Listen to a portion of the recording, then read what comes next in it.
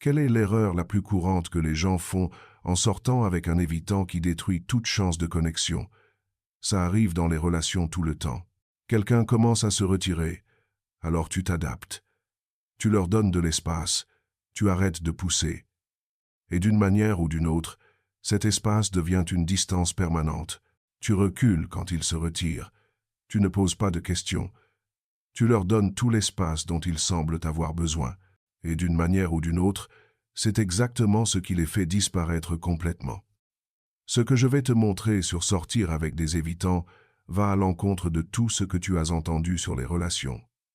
Si tu sors avec un évitant et que rien ne semble fonctionner, cette analyse te montrera pourquoi.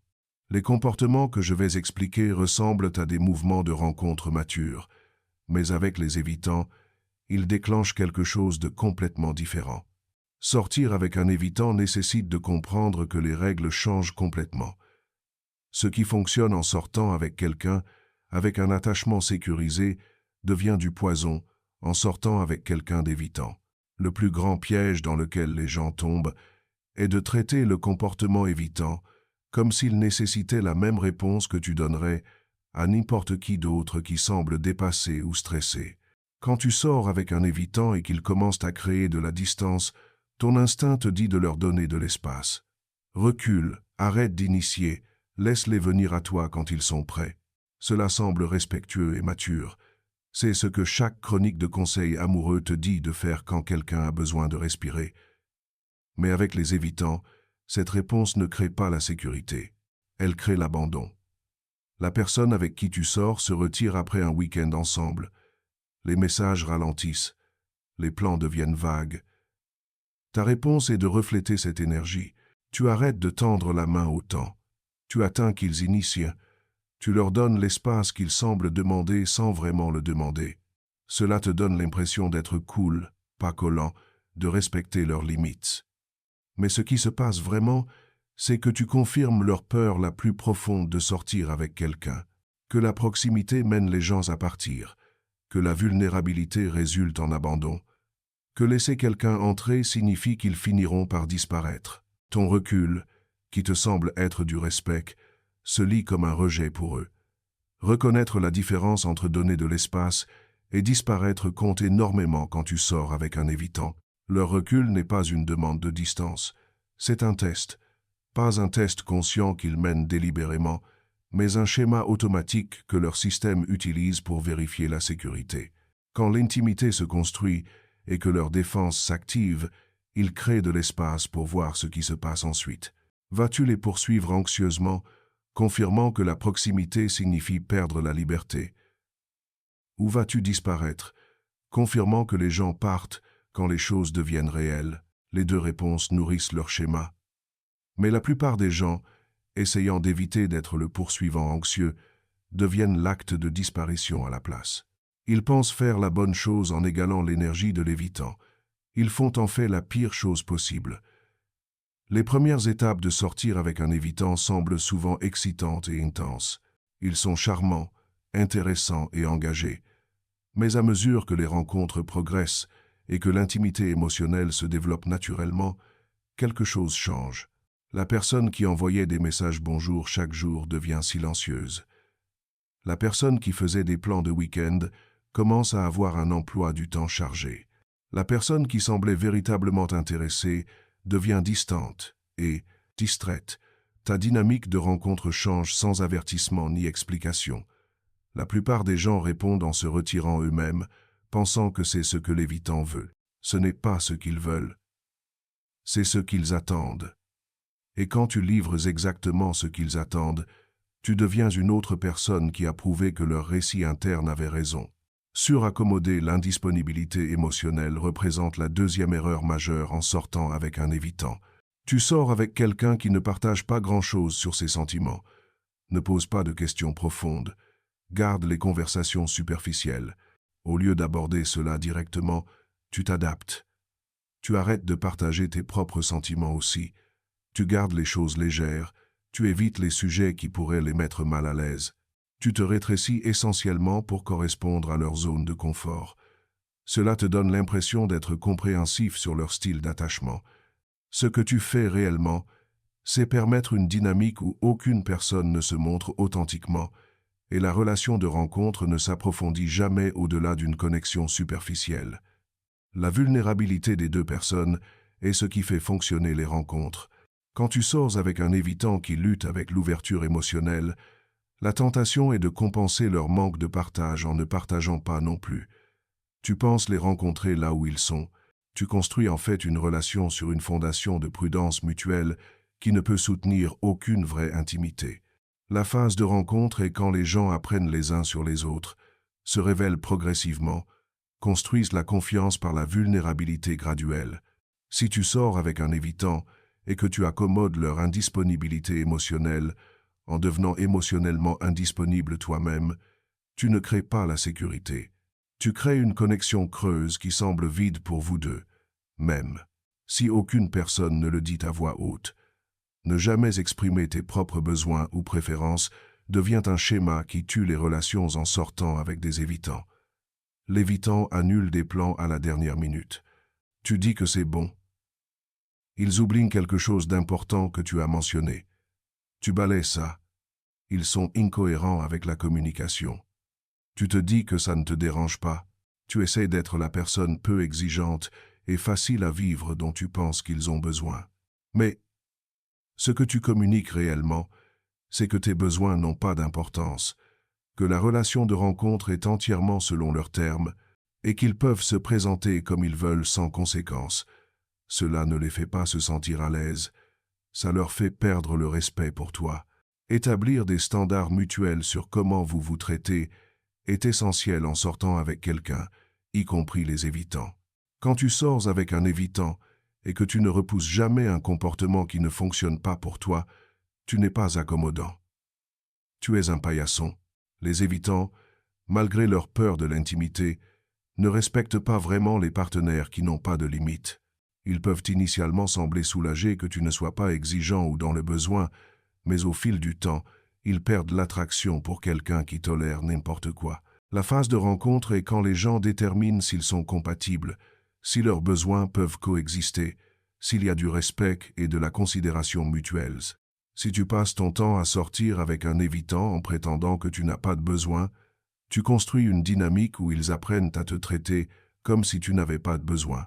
Et puis ils perdent l'intérêt parce qu'il n'y a pas de défi, pas de substance, pas de vraie personne avec qui se connecter. Interpréter chaque recul comme un signe de mettre fin aux choses crée un autre piège commun en sortant avec des évitants. Tu sors avec quelqu'un qui passe par des cycles de proximité et de distance. Quand il se retire, tu paniques et supposes que c'est terminé. Tu commences à te préparer mentalement à la rupture. Tu te distances émotionnellement pour te protéger de la douleur que tu es sûr va arriver.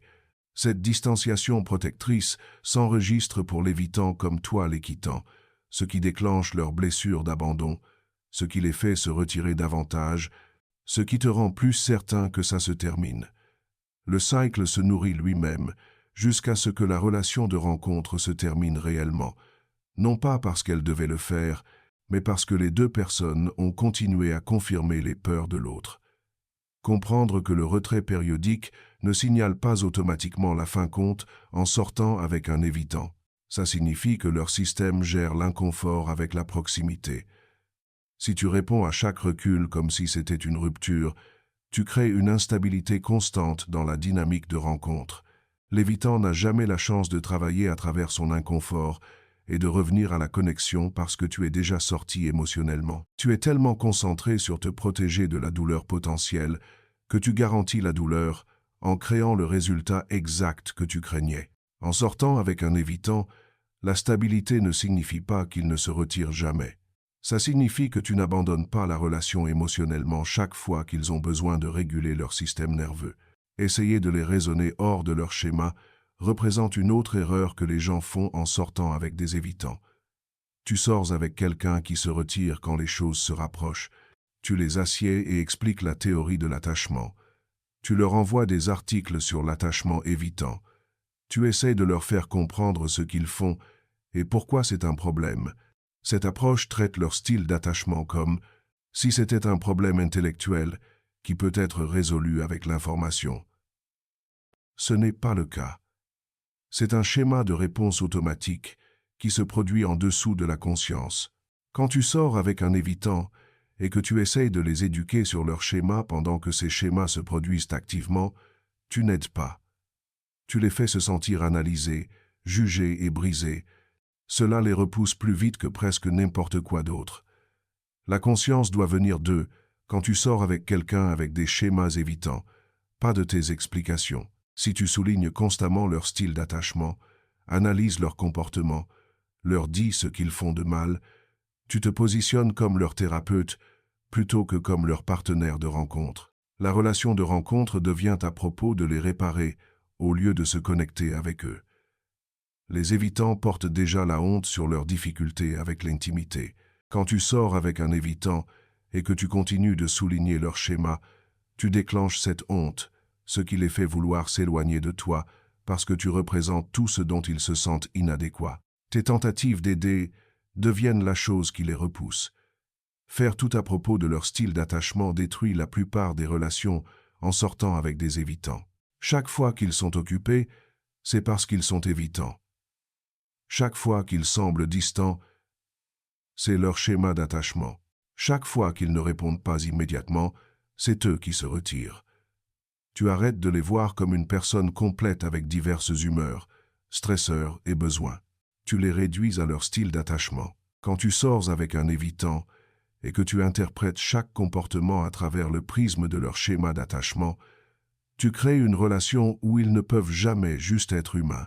Ils ne peuvent jamais avoir une mauvaise journée, être vraiment occupés ou avoir besoin de temps, seuls, sans que ça devienne une preuve de leur évitement. Ce niveau d'hypervigilance épuise les deux personnes et fait que la relation de rencontre semble une surveillance constante plutôt qu'une connexion. Sortir avec succès avec un évitant nécessite de tenir deux vérités à la fois. Leurs schémas sont réels et affectent la relation. Et ils sont aussi une personne entière au-delà de ces schémas qui méritent d'être vus comme plus que leur style d'attachement. Quand tu sors avec un évitant et que tu ne peux pas maintenir cet équilibre, tu crées une dynamique où ils se sentent constamment réduits à un diagnostic. Ils arrêtent de vouloir être autour de toi parce qu'être autour de toi signifie être rappelé de leur inadéquation. La relation de rencontre devient un miroir qui ne reflète que leurs blessures, jamais leur plénitude. Personne ne veut sortir avec quelqu'un qui les fait se sentir fondamentalement brisés.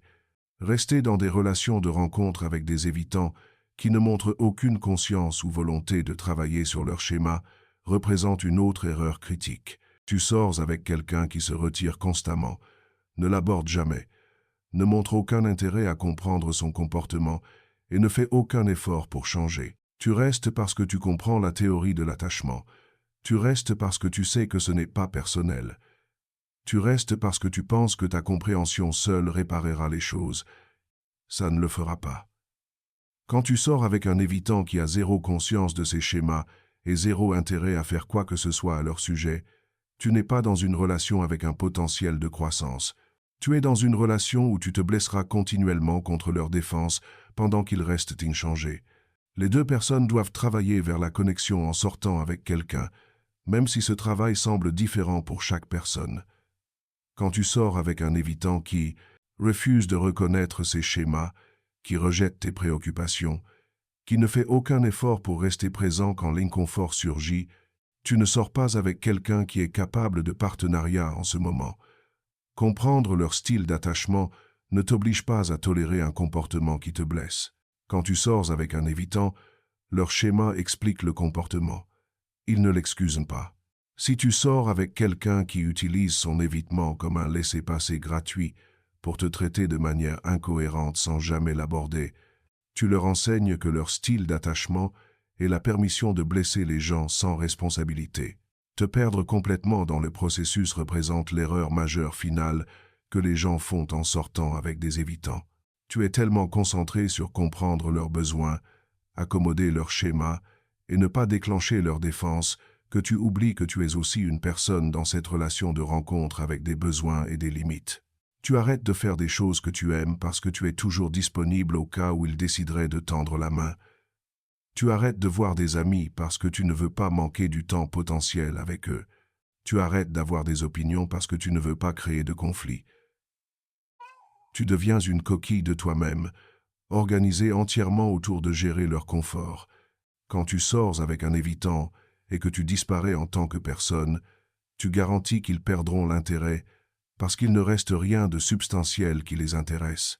Maintenir ta propre identité, intérêt et vie en dehors de la relation compte, en sortant avec n'importe qui, y compris les évitants. Quand tu sors avec un évitant et que tu effondres toute ton existence dans la gestion de leur schéma d'attachement, tu n'es pas un bon partenaire. Tu es codépendant. Les évitants sont attirés par des gens avec leur propre vie, leurs propres intérêts. Sens de soi. Quand tu sors avec un évitant et que tu deviens complètement absorbé dans la relation, tu déclenches réellement leur défense plus parce que tu commences à sembler consommant et étouffant. La chose même que tu penses les fera se sentir en sécurité. Ta disponibilité totale et ton accommodation devient la chose qui les fait vouloir fuir. La plupart des erreurs que les gens font en sortant avec des évitants viennent d'appliquer des stratégies de rencontre normales à quelqu'un dont le système d'attachement fonctionne différemment. Tu fais ce qui fonctionnerait avec des personnes sécurisées et tu regardes ça se retourner contre toi. Tu donnes de l'espace quand ils se retirent et ils l'interprètent comme abandon. Tu accommodes leur indisponibilité émotionnelle et la relation devient creuse. Tu supprimes tes besoins et ils perdent le respect. Tu traites chaque retrait comme une rupture et tu crées l'instabilité qui garantit une. Tu essaies de les éduquer sur leur schéma et ils se sentent jugés. Tu fais tout à propos de leur style d'attachement et ils se sentent réduits à un diagnostic. Tu restes malgré zéro conscience ou effort de leur part et tu garantis une blessure continue. Tu te perds en essayant d'être parfait pour eux et ils perdent l'intérêt en quelqu'un sans substance. Le schéma se répète dans les relations de rencontre avec les évitants parce que les gens ne comprennent pas à quel point la dynamique doit être fondamentalement différente. Ils abordent sortir avec un évitant de la même manière qu'ils abordera une sortir avec n'importe qui d'autre. Ils ajustent leur comportement basé sur ce qui semble logique et respectueux. Mais la logique ne tient pas compte de comment fonctionne l'attachement évitant. Ce qui semble respectueux à une personne sécurisée se lit comme un rejet pour un évitant. Ce qui semble être des limites saines pour la plupart des gens semble être de l'indifférence. Pour quelqu'un dont le système scanne constamment l'abandon. Sortir avec succès avec un évitant signifie apprendre un langage de connexion entièrement différent, un où ta stabilité compte plus que ton accommodation, où ta cohérence compte plus que ta compréhension, où ta présence authentique compte plus que ton comportement parfait. La confusion sur ceux dont les évitants ont réellement besoin versus ceux qu'ils disent avoir besoin crée des problèmes supplémentaires en sortant avec eux. Ils disent qu'ils ont besoin d'espace, alors tu leur donnes un espace illimité. Ils disent qu'ils valorisent l'indépendance, alors tu ne demandes jamais rien. Ils disent qu'ils n'aiment pas le drame, alors tu supprimes chaque émotion véritable. Tu prends leurs mots au pied de la lettre sans comprendre ce qui motive ces mots. Quand tu sors avec un évitant, ce qu'ils prétendent avoir besoin reflète souvent leur système de défense qui parle, pas leurs besoins relationnels réels. Tout le monde a besoin de connexion, tout le monde a besoin de se sentir valorisé, tout le monde a besoin de cohérence. Les évitants ne sont pas exempts des besoins humains de base, juste parce que leur système de défense leur dit qu'ils le sont. Prendre les déclarations défensives de quelqu'un comme vérité relationnelle devient un piège en sortant avec des évitants. Ils pourraient dire qu'ils n'ont pas besoin de beaucoup de contacts, mais quand tu tends rarement la main, ils se sentent oubliés. Ils pourraient dire qu'ils préfèrent garder les choses casuales, mais quand tu ne vas jamais plus profond, ils se sentent invisibles. Ils pourraient dire que les conversations émotionnelles les mettent mal à l'aise, mais quand tu ne partages jamais rien de réel, ils se sentent déconnectés. Les mots sortant de leur bouche et les besoins que leur système a réellement n'alignent pas toujours. Quand tu sors avec un évitant, répondre seulement à leurs déclarations explicites tout, en ignorant l'humain sous ses défenses signifie que tu sors avec leur mécanisme protecteur, pas la vraie personne. La peur d'être trop pousse les gens à devenir trop peu en sortant avec des évitants. Tu as entendu qu'ils ont besoin d'espace, alors tu te rends rare. Tu as entendu qu'ils valorisent l'indépendance, alors tu deviens complètement autosuffisant. Tu as entendu qu'ils n'aiment pas l'intensité émotionnelle, alors tu aplanis tous tes sentiments. En essayant de ne pas les submerger, tu disparais comme présence dans la relation de rencontre. Quand tu sors avec un évitant et que tu te rétrécis à presque rien, tu ne crées pas le confort. Tu crées une relation où il n'y a pas assez de substance pour que l'une ou l'autre personne s'accroche. Les évitants ne veulent pas vraiment de partenaires qui n'ont pas de besoin, pas de présence, pas de réalité émotionnelle. Ils veulent des partenaires qui peuvent être réels sans être accablants. Il y a une différence entre ne pas être trop et être à peine quelque chose du tout. Ce qu'il ne faut pas faire en sortant avec un évitant est aussi important que ce qu'il faut faire. Les erreurs ne se produisent pas parce que les gens ne se soucient pas.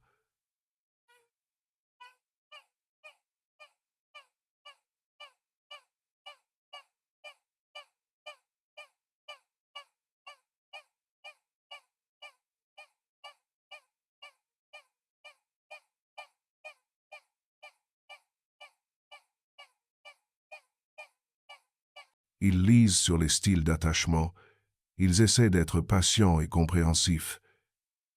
Ils ajustent leur comportement de manière qui semble utile, mais sans saisir comment ces ajustements atterrissent pour quelqu'un d'évitant, ils créent l'effet opposé qu'ils espèrent. Ils repoussent la personne qu'ils essaient de retenir. Ils détruisent la connexion qu'ils essaient de construire. Ils confirment les peurs exactes qu'ils essaient de réfuter. Tenir bon quand ils se retirent sans disparaître toi-même nécessite un effort conscient, constant, en sortant avec un évitant. Rester authentique même quand ils sont gardés signifie résister à l'envie d'égaler leur indisponibilité émotionnelle. Maintenir des limites même quand ils sont incohérents signifie se rappeler que tes besoins comptent aussi. Voir leurs schémas sans les réduire à ces schémas signifie tenir la complexité.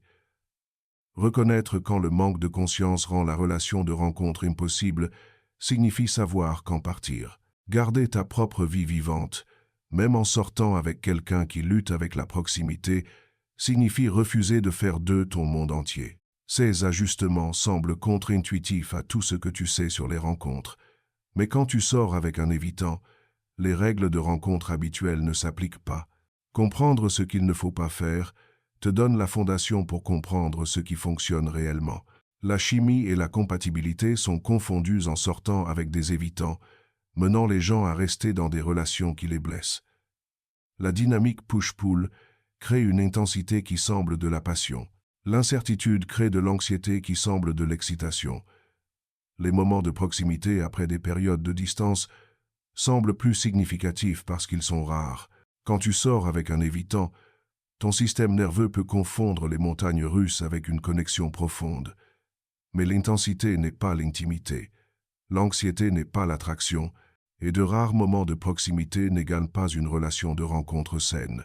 Si les meilleurs moments dans ta relation de rencontre sont quand ils reviennent après s'être retirés, tu ne vis pas une vraie connexion.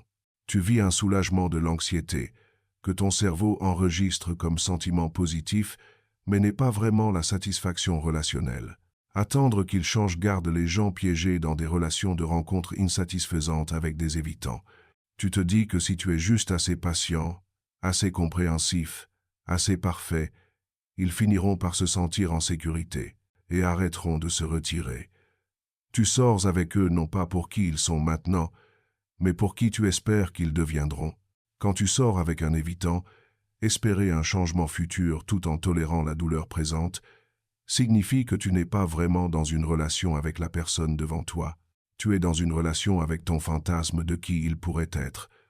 Ce fantasme te garde coincé à accepter un comportement que tu ne tolérerais pas autrement. Ça te garde à donner plus que tu ne reçois. Ça te garde à expliquer la douleur au lieu de l'aborder. Sortir avec quelqu'un pour son potentiel plutôt que sa réalité garantit la déception.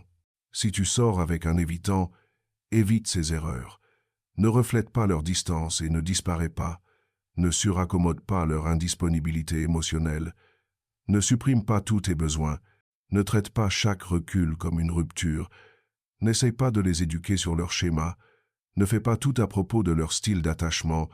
Ne reste pas s'il ne montre aucune conscience ou effort et ne te perds pas dans le processus. Ces erreurs garantissent que la relation de rencontre échouera. Laisse un commentaire partageant quelle erreur tu as reconnue dans ta propre situation de rencontre. Si cela t'a aidé à comprendre ce qui ne va pas en sortant avec un évitant, appuie sur le bouton j'aime et abonne-toi pour plus de contenu sur les rencontres et l'attachement. Merci d'avoir regardé.